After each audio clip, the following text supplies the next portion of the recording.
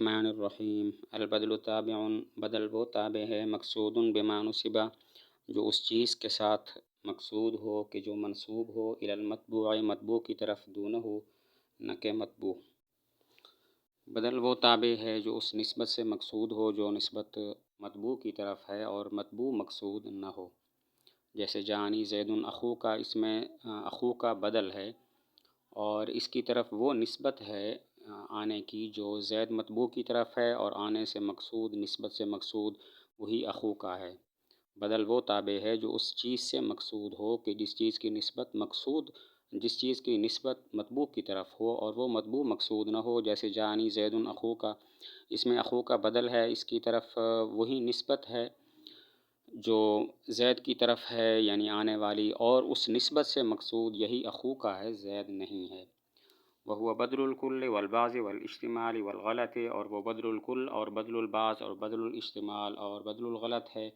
فالاول مدلولہ، مدلول الاول پس پہلا اس کا مدلول اول کا مدلول ہوتا ہے، والثانی جزءہ اور دوسرا اس کا جز ہوتا ہے، والثالث اور تیسرا وہ ہے بینہ و بین الاول کہ ہو اس کے اور اول کے درمیان ملابسۃ تعلق بغیرہما ان دونوں کے غیر کا، والرابع اور چوتھا یہ ہے ان تقصد الیہ کہ تو اس کی طرف ارادہ کرے، بعد ان غلطت بغیرہ بعد اس کے کہ تم غلطی کرو اس کے غیر کے ساتھ۔ بدل کی چار قسمیں ہیں: بدل الکل، بدل البعض، بدل الاجتماع اور بدل الغلط۔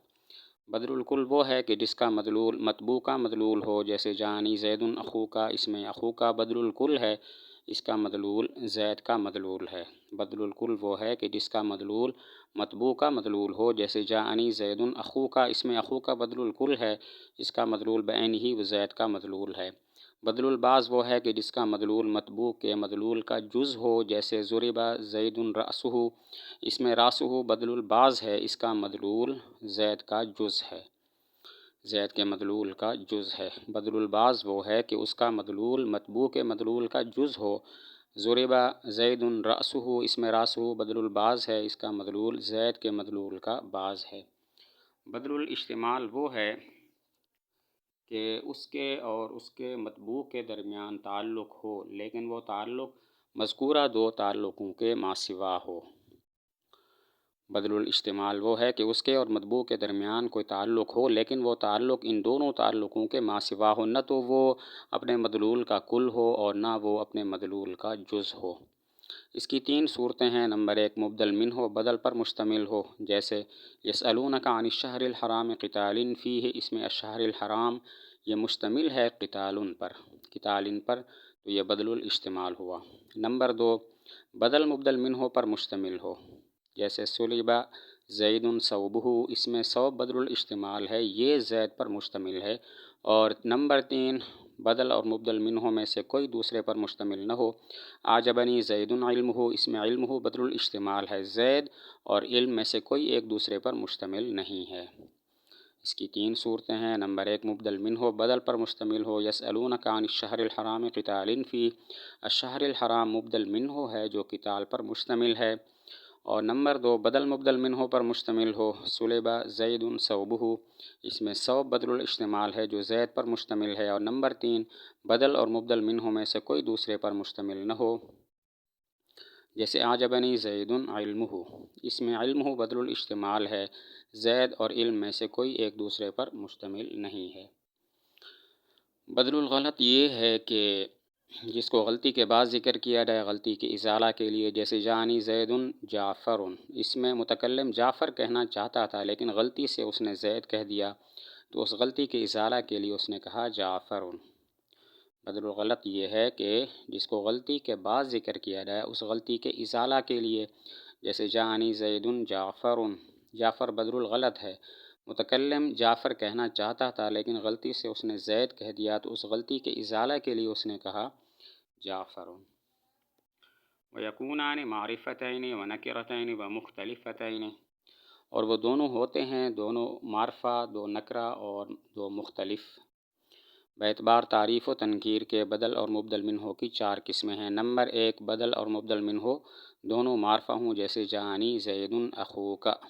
نمبر دو بدل اور مبدل منہ دونوں نکرہ ہوں، جاءنی رجل غلام لک، اس میں رجل اور غلام لک دونوں نکرہ ہیں۔ نمبر 3، مبدل منہ معرفہ اور بدل نکرہ ہو، جاءنی زید غلام لک، اس میں زید مبدل منہ معرفہ اور غلام لک نکرہ ہے۔ اور نمبر 3، مبدل منہ نکرہ اور بدل معرفہ ہو، جاءنی رجل اخوک، اس میں رجل مبدل منہ نکرہ، اخوک بدل معرفہ ہے۔ باعتبار تعریف و تنکیر کے مبدل منہ اور بدل کی 4 قسمیں ہیں۔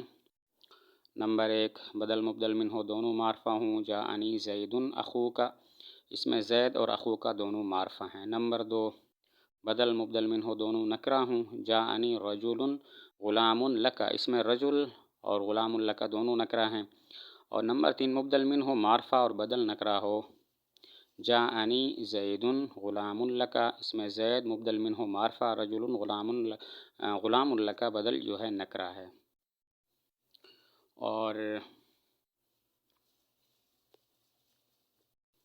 چوتھی صورت یہ ہوئی کہ مبدل منہ نکرہ اور بدل معرفہ ہو، جیسے جاءنی رجل اخوک، اس میں رجل مبدل منہ نکرہ ہے اور اخوک بدل معرفہ ہے۔ وَإِذَا كَانَ نَكِرَةً مِّن مَّعْرِفَةٍ، اور جب بدل نکرہ ہو معرفہ سے، فالنعت، تو نعت واجب ہے، جیسے بالناسیۃ ناسیۃ کاذبۃ۔ اگر مبدل منہ معرفہ اور بدل نکرہ ہو تو پھر بدل کی نعت یعنی صفت لانا واجب ہے، جیسے بالناسیۃ ناسیۃ کاذبہ۔ اس میں الناسیہ مبدل منہ معرفہ ہے تو ناسیۃ بدل اس کا نکرہ ہے، تو اس کی وجہ سے اس کی صفت کاذبہ لائی گئی ہے۔ اگر مبدل منہ معرفہ اور بدل نکرہ ہو تو پھر بدل کی نعت لانا واجب ہے، جیسے بالناسیۃ ناسیۃ کاذبہ۔ اس میں الناسیہ مبدل منہ معرفہ ہے اور ناسیۃ بدل نکرہ ہے، تو اسی وجہ سے اس کی صفت کاذبہ لائی گئی۔ اس کی وجہ یہ ہوتی ہے کہ بدل معرفہ اعلیٰ ہوتا ہے جبکہ نکرہ ادنیٰ ہوتا ہے، دوسری طرف بدل مقصود بھی ہوتا ہے، تو اگر بدل نکرہ ہو تو اس صورت میں لازم آتا ہے مقصود کا ناقص ہونا، تو اس نقص کے ازالہ کے لیے اس کی صفت لاتے ہیں تاکہ نقص کا کچھ ازالہ ہو جائے۔